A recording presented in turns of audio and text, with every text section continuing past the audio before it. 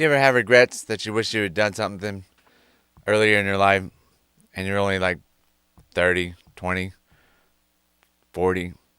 Well, today we're going to talk about the regrets of the dying. Welcome back to the Marcus Allgood Show. I appreciate everybody listening and watching. Let me know if I can help you out with anything, and please share this with anybody that you think you could get some value out of it. But we're going to talk about the regrets of the dying. And right before, 2, 3 weeks, their dying wishes, they often say what they regret that they didn't do. So understand and avoiding the dying regrets of some of the people that we can learn from that have already told us their stories. There's books on it. There's people that have talked about it. All sorts of different things about it. So the regrets of the dying stem from insights shared by a palliative care nurse, Bronnie Ware, who documented the common regrets of her patients nearing the end of life. These reflections reveal what truly matters: living authentically, prioritizing relationships, and pursuing means of over fleeting distractions. Understanding these regrets is crucial for personal growth because it helps us realign our priorities now, ensuring we live with purpose and minimize future remorse, which we don't want to do that. Some of the key insights and principles: live true to yourself. That's one of the hardest things to do because you're always constantly being bombarded, especially with social media now. You're being bombarded and you're trying to keep up with the Joneses and you see everybody's highlight reel, but you have to figure out who you are, and you have to live to that standard and what you do. That is you. Many regrets conforming to others' expectations instead of following their own values and dreams. Just go for it. It's going to be okay. What's the worst that can happen? You die? That's pretty much it. Just go for it. See what happens. Be who you want to be, and you're going to be a lot happier in life. Work-life balance matters. Overworking at the expense of personal relationships or self-care often leads to regret. We all get this. We all, especially with families, we get the mom and dad guilt being on their phones or being on the computer or being at work all the time and not spending enough time with their kids. And it's just one of those things that we're chasing the money, or we're chasing what we think is going to bring us happiness. And a lot of times it doesn't even do that. A lot of times we think if we just work more, we're going to be happier later. And it's not how that works out. Number 3, express your feelings. Always suppress your feelings, not suppress, but suppressing emotions to avoid conflict and can leave unresolved issues and misconnections. Say what you mean. Stop the lying. Stop suppressing it.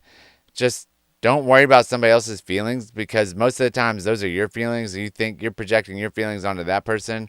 And when you are building all that up in your head and then you actually say it and it doesn't even turn out that bad, you feel so much better. But if you never say it, you're always going to think, well, if I say this to this person, it's going to hurt their feelings. You don't know if it's going to hurt their feelings or not. They could be like, oh my gosh, thank you so much for bringing that to my attention. I am going to work on it. So express your feelings. Let the people know how you feel. Cherish relationships. Neglecting friendships or family due to busyness and common source of end-of-life sorrow. One thing that really hit me a while back is Jimmy Isler said that he was asking this person on his podcast how many times he sees his mom or his parents a year. And the guy said 2 times a year. So he goes, okay, so if you see your parents 2 times a year, how old are they? 60. So they might live to 80. So they got 20 years left. So you only have 40 more times of seeing them. And that really hit me. And I really need to go out there because I'm guilty of it. My wife's guilty of it. We're blessed to live by her parents. My mom already passed away in 2011 or 2012. But the thing is, 2012. But the thing is, we get to see her parents all the time. I don't get to see my best friend maybe but once a year. We only have, we're almost 50, 30 more times to see each other. Like, we really need to figure out how to see each other more, how to see other friends more. Like, I usually see my buddy Clayton maybe once or twice a year. But once you really break it down to, you might only see that person 20 more times in your lifetime, it's not very much. You might be able to spend 1 or 2 days with them or a week, but it's still not that much when you break it down that way. So build those relationships, cherish them, and try and get out there and see those people that you care about the most. You got to choose happiness. Fear or complacency often prevents people from pursuing joy, leading to regret over an unfulfilled life. That is so true. Always choose happiness. It's harder to do, but one thing you got to do is just let things go. Don't let it build up. Don't get caught up in the news media, the social media, all the negative things coming at you all the time.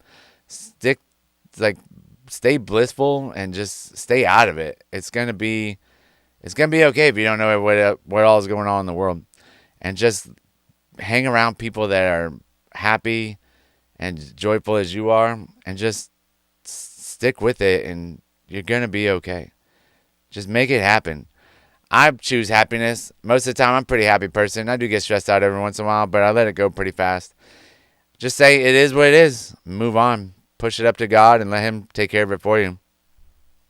So, some steps and strategies that we could do is we could define our core values, and we talk about that all the time. List, write down 3 to 5 values that matter the most, like your freedom, connection, and creativity. Make decisions aligned with these values weekly. Always think about your values when you're making decisions or hanging out with people and making friends or keeping your friends. Like your values are who you are. So stick to them. Don't bend the values and don't go outside them. You got to set boundaries at work. Schedule non-negotiable personal time daily. 30 minutes for family, hobbies, self-care to avoid overworking. I work out 1 hour a day. I set some time at the end of the evening for my family. And so I think I need to do more, especially just more around the house, things like that. So we're going to work on it and not spend, 60, 70 hours working. Practice emotional openness. Share your feelings with someone weekly, even if it feels uncomfortable. Tell a friend or partner something meaningful. Kelly and I do this to each other, and a lot of times it hurts when they first say it, but after, the relationship gets stronger and gets deeper, and we move on. Like we learn from it and move on from it, and just treat each other better. Nurture relationships. Reach out to one friend or family member each week to reconnect through a call, coffee, or a thoughtful message. Even if you're just sending memes to that person. If I didn't get a meme from my best friend one day, I'd probably think something was wrong. I'd probably be calling his wife and be like, "Where you at?" I'd probably call him first, and if he didn't answer, I'd call his wife and be like, "Where you at? Where's Jack at? I would be worried about him." But just sending some memes will help out too. But definitely a call really goes a long ways. A FaceTime goes even further. But then, if it's a text message, just anything to reach out to that person to nurture that relationship. A way to pursue joyful activities. Identify one activity that sparks joy. Painting, hiking, volunteering, working out, and commit to doing it monthly. Mine's working out. I really need to go golfing once a month. I think that would really help my mental state out. I love golfing, and when I get out there, I just get to relax, hit some balls in the woods, hit some crappy tee shots, hit some chili dips into the sand trap, but I'm not thinking about anything else. I'm just out there having a good time. And it's just, some people think it's not relaxing, but I think it's relaxing. You just ride in the golf cart, pick up a club, swing it, hit a ball, move on. That's it. We're not pros. We're just out there for a good time and to hang out. Reflect regularly. Journal monthly about your life decisions, asking, am I living true to myself? Adjust based on reflections. You don't have to write it down, but writing it down does help a lot of people. But you can just think each month.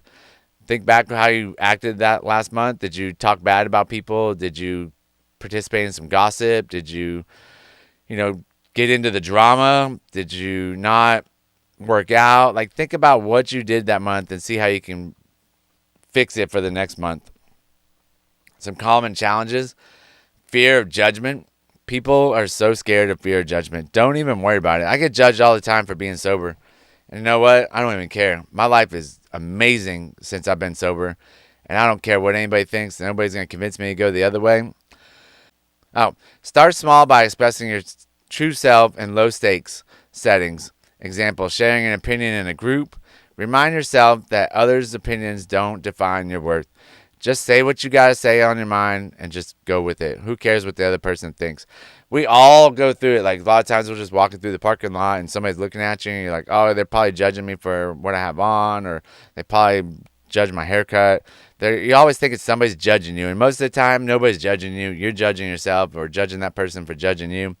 Most of the time it's made up in your head.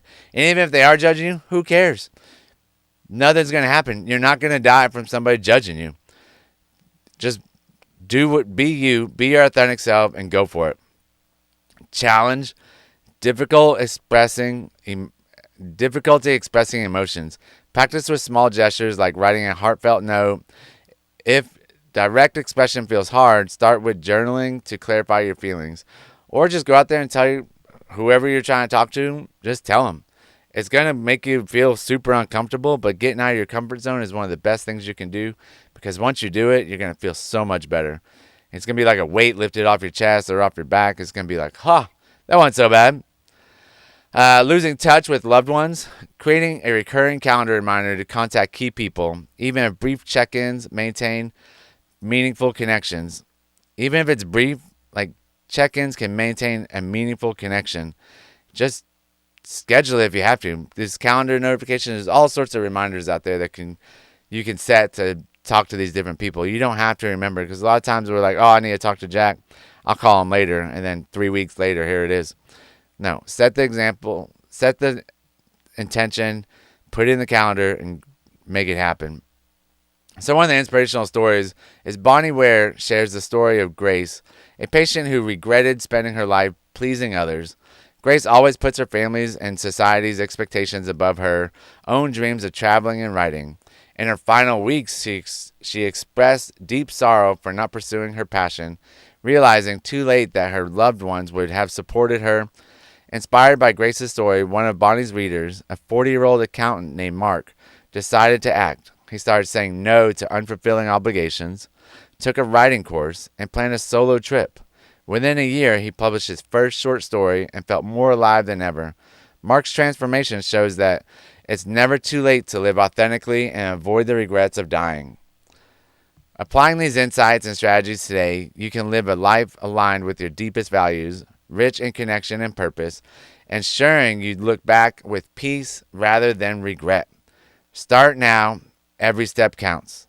That's the pod. I appreciate everybody listening, and I will see you next week.